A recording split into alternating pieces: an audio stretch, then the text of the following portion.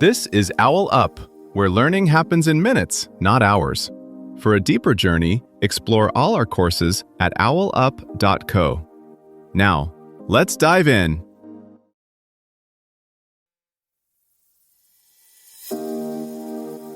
Welcome back to Chapter 2 of our series, Digital Freedom: Transform Your Relationship with Technology. In this episode titled, Your Tech Audit: How You Really Use Your Devices, we're going to explore some handy tools that can help you track and analyze your device usage. So, if you're ready to take a closer look at how technology fits into your life, let's dive in. Right now, as you're listening, your phone is quietly tracking more about your life than most people you know. Yet you probably couldn't say, with confidence, what it thinks your typical day looks like. That gap between what you feel and what your devices record is where this episode lives. So in this episode, we're going to do something unusual. Instead of trying to use your phone less, we're going to learn how to read what your tech use is already telling you. Not in a creepy surveillance way, but in the same way an athlete studies game footage, looking for patterns you miss in real time. A personal tech audit isn't about guilt. It's about sorting signal from noise. Which parts of your screen time leave you energized, connected, or genuinely informed, and which leave you wired, foggy, or oddly empty? We'll combine hard numbers, screen time stats, app usage, even sleep data, with softer clues like mood and focus. By the end, you'll have the start of a custom map of your digital habits and a clearer sense of which ones deserve more of your attention and which don't. Here's the catch. Most of us only see the headline numbers, 4 hours on my phone, 120 pickups, and then either shrug or feel vaguely ashamed.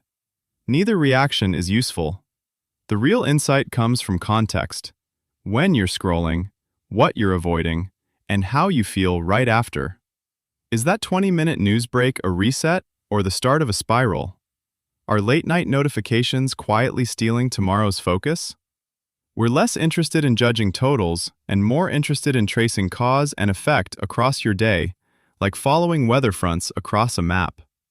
Here's where we turn those vague, "I'm always on my phone" feelings into something you can actually see and work with. Start by picking just one device to study, usually your phone, since it tends to be the most honest about your impulses. Your goal for the next few days is not to change anything, but to catch your real baseline in the wild. If you try to be good, you'll only end up auditing a fantasy version of yourself. There are 3 layers to map: timing, triggers, and payoff. Timing is the simplest. When, across a normal day, does your usage spike? Morning in bed? Mid-afternoon? After 10 p.m.? Instead of judging, just note the clusters. You're looking for repeating peaks, not perfection. Triggers are what's happening right before you reach for a screen. A meeting ends. You get stuck on a hard task. You feel a flicker of boredom or a difficult emotion.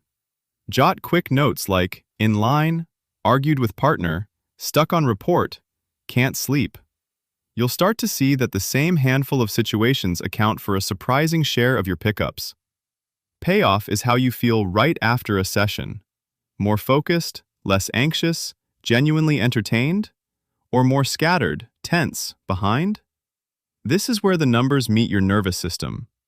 That UC Irvine study on cortisol spikes from intermittent alerts hints at what many people discover.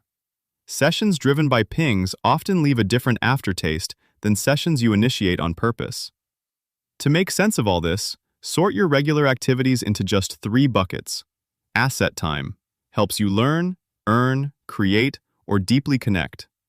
Neutral time, light entertainment, quick coordination, routine tasks. Costly time leaves you more tired, stressed, or behind than before. You're not banning any bucket, you're just labeling them honestly.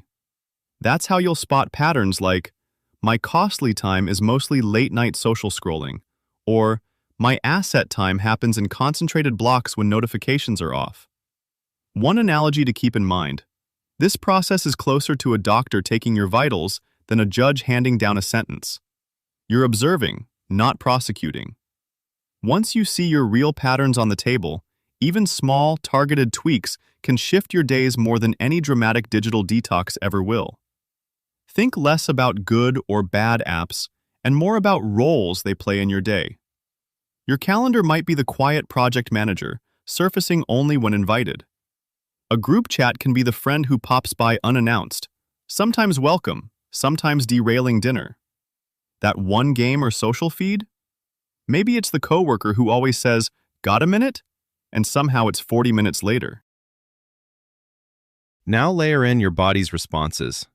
Notice how your shoulders feel after 20 minutes of rapid-fire notifications versus 20 minutes reading a long article or listening to a podcast. Same device, radically different residue. You can also zoom out and look at attention seasons in your week. Maybe Mondays and Tuesdays are stormy, Slack, email, news, all swirling, while Saturday mornings are strangely clear. Each season isn't right or wrong, it just calls for different boundaries. Once you can name those roles and seasons, your audit stops being abstract and starts feeling like a map you can actually navigate. In a few years, this kind of audit may not live in a notebook or a settings menu. It could run quietly across all your devices, suggesting attention budgets the way weather apps suggest what to wear. Your car might mute non-urgent alerts in traffic. Your glasses could dim feeds after sensing rising tension. That raises new questions. Who owns those attention logs? Who gets to tune the dials? And will "recommended for you" eventually apply to your focus, not just your media? The real power of this audit isn't the numbers, it's what you choose to do with them. Think of each small tweak, muting one chat thread, moving a tempting app, setting a firmer cutoff, as rearranging furniture in a cramped room. You're not adding more hours, you're clearing space so your best attention has somewhere to sit and stay a while. Try this experiment. For the next 24 hours, move every distracting app, social media, news, games, shopping, off your home screen and into a single folder called Later. Then put only 4 apps you actually need today: calendar, messages, maps, notes, for example, on your dock. Each time you instinctively swipe toward an app that's now in Later, pause and say out loud what you were about to open it for and whether you still want to. At the end of the day, check your screen time and list just 3 Later apps you never truly needed, and delete them or keep them hidden for a full week. This was OwlUp, your daily step forward.